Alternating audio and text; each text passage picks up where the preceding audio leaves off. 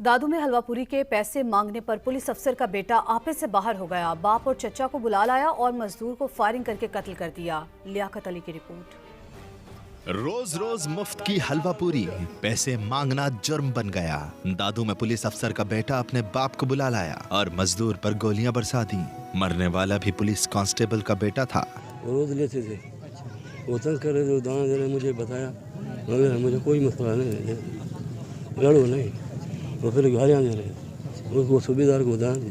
कादिर बख्श ने अपने बेटे के कातिलों को कड़ी से कड़ी सजा देने का मुतालबा कर दिया। पुलिस ने मौके पर पहुंचकर तफ्तीश शुरू कर दी और वाक़े को नया ही रंग दे दिया। बच्चों की बात पे झगड़ा हुआ था और उस बात पे 3 मुल्ज़मान हैं और तीनों अरेस्ट हैं।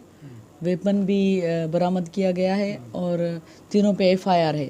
उसमें एक ASI है, उसका एक बेटा है, उसका भाई है। ASI अली हैदर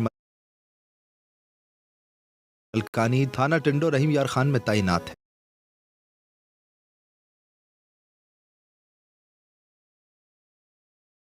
मुल्जिमान से मजीद तफ्तीश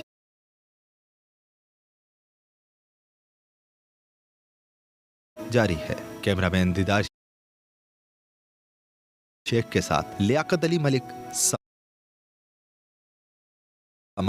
दादू।